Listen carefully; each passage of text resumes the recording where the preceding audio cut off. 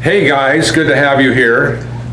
Ken Hurt, along with the Hall of Famer Chris Geesman, who've been teamed together in the broadcast booth here for, Chris, how many years now? Well, it's coming on 15. Man. So you guys have had a lot of fun together. Kenny shared some great Chris Geesman stories in his interview.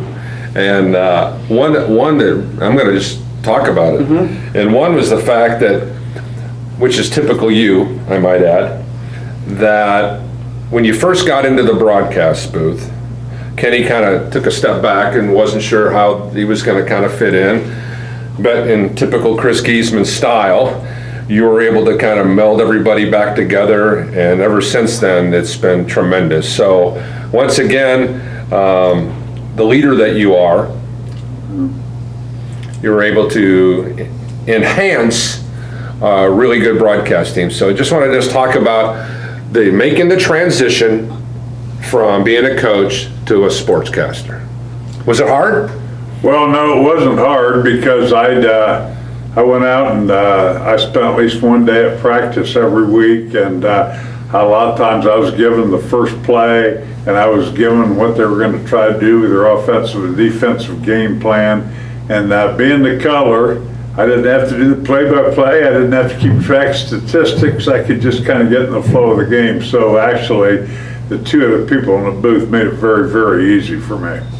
Ken, you talked about that in an earlier segment about Chris kind of seamlessly bringing everybody together, because it doesn't always work. Well, like I said, when we talked earlier, it's the first time it's like, well, I felt the need to step back a little bit because not many people know the game like Coach Geesman knows it. So, and the people at home, that's who they're going to want to really listen to, all right? And I understood that. But Coach Geesman made, after just the first game or two, he made it real easy because he would start including you in the conversations and asking, well, what did you think on that, or what would you do, and stuff. And it kind of gets you back rolling in that, and it made it easier because I think he might have detected that we were backing off a little bit, trying to give him more space to talk and give his views, but I think he made it real easy by getting everybody included, and by name. He would bring them right back into it and stuff, and then after that, you just went from there. Chris, you've developed some really neat things that people look forward to. The Penn Trivia has been a big, exciting thing, and some of the other things, some of the dynamics that it's enhanced the broadcast. Did you pick those things up from listening to other television and radio, or just things that you thought in your own heart as a Penn guy that people would want to know about? Well, that was kind of it. It was things, I'm kind of a trivia type person, and when our coaches get together, we talk about names and things that happened and try to guess what happened, and do you remember this? And I just kind of continued on to the show. The one thing we did for Kenny, we had to update his nickname. He was back there kind of the 80s, the Big Hurt, We had to bring him a rap name. He's LL Cool K. Now, listeners love Cool Kenny. That's he's got the rap name now. Ken, when Coach decided to enhance your vision out there as LL Cool K, what was like that at the first time? Well, it could only have been Coach Geesman that would, you'd go along with it because Coach said it, all right? Otherwise, the Big Hurt was okay, but LL Cool K, well, that's what Becca, my daughter, will say now. If she's trying to get a little cute with me, she goes, okay, LL Cool K, let's go, but no, it was different. It's hard for both of you guys when the Kingsmen come up on the short end of the stick in games because you guys are so emotionally attached. Chris, I know that you're watching your young protege and all these men that you've laughed, cried, worked hard with over the many, many years, and you're emotionally still quite involved. Let's just talk about dealing with the emotions of not always winning every game. Well, first of all, there's a lot of things that go along with that. The first thing I take a great deal of pride in, I know Kenny does too, We are 100% fair. When an opponent makes a good play, we point it out. And we try to call them as we see them. And but the thing people have to realize, we're not the game of the week. We're the Penn High School station. So some people say you seem to be a little more for Penn. Yeah, we are, but we pride ourselves. And I think Kenny says the same thing. We are very fair. When opponents make a great play, we'll point it out. And so I don't think we give anybody short shrift, but I don't think anybody is also, nobody has to wonder where our emotions deep down lie, though. Yeah, I think Coach is right. The thing is, I've always said, if like anything, if you're a Penn football player, how do you prepare? You want to prepare to be the best. Well, if you go up in the booth and they know, well, you went to Penn, you want to do the best you can up in the booth too. If with anything you try to, whatever your endeavor is. And the thing is, the other schools, they work hard.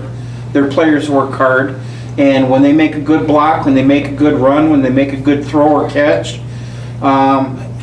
you want to point that out. And it's for credibility too. If you're not doing that stuff, then it's like I wouldn't want to listen to somebody that's not pointing out good things that the other team's doing, regardless of who they may or not be for. Kenny, I know that the people that you work with, sometimes you go into the mindset that you want everything to be perfect, and things are not always perfect. But the last thing you want to do as a sportscaster is be intimidated by your surroundings. Mm-hmm. I remember the first time I worked with Coach Geesman, I was totally intimidated because this guy has forgot about more football than I've ever known in my life. I mean, his laundry list of accomplishment pales in comparison to anybody I've ever encountered in my 60 years on planet Earth. And I remember I caught myself listening to Coach do the game instead of doing my job as a sportscaster, which is the things that I do systematically, making sure that I've got my ads, making sure I got all my things together. And I was intimidated the first time. Mm-hmm. Did you run into that at all? Well, I don't know if intimidated was because we have been doing so many games and I would see him on the sidelines. But as far as, like I said, as far as what we were going to do on the air, while this wasn't talked about or anything, I just felt personally, I says, I'm going to keep a little bit more quiet, just focus on the stats, and let Geese, because again, that's who everybody was going to want to listen to. I mean, he invented Penn football, all right? So, and that's who the people at home, people driving the cars, or whatever state or part of the world they were in, listened to us on the internet. They wanted to hear him. But like I said, when he would call you out by name and he wanted your opinion or said, what did you think on that play and stuff, then it just kind of reeled right back in. And I kind of decided from then, he has his viewpoint as a coach would be, and I'm just going to continue on as I would, just as a fan, an observer, a lover of the game and stuff. And things that I notice, I would bring up during the game and ask him, Coach, what his opinion was on it. Chris, as technology has evolved, when we started doing Penn football, we were just doing the broadcasts on our local radio station.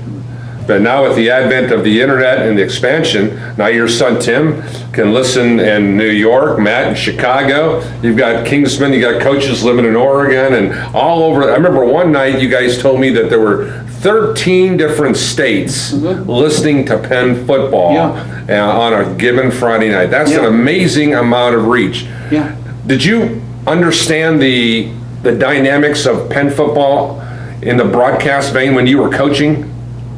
No, I didn't. I thought maybe the lady down the street was listening, but I had no idea. And I really got my eyes open when I started how many people, when we asked trivia questions, we'd be getting them from everywhere and answers from everywhere. And that was kind of exciting. Two other things, Paula, I think are real important to the success that our crews had at the booth. Number one, there's no ego problems.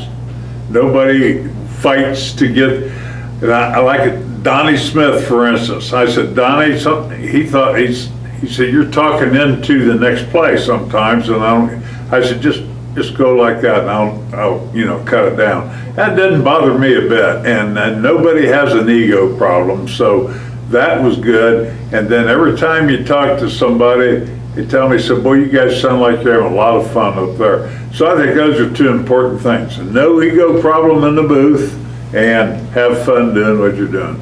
It's very unique for you guys when you're at Freed Field. Kenny, you mentioned it during your segment about the first 4 or 5 rows of people can hear the broadcast, and they're kind of involved in the broadcast, from exchanging chicken to cookies to things like that. And you're playing for an audience in your ears who are listening, but you also have an audience who's watching physically the same things that are happening with you simultaneously.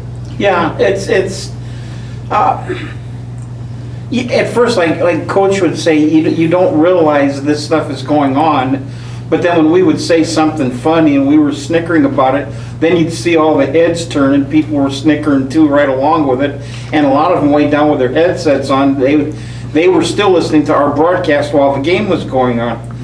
And it's I think the one thing we do, we're not trying to be like any other crew or imitate anybody else anywhere.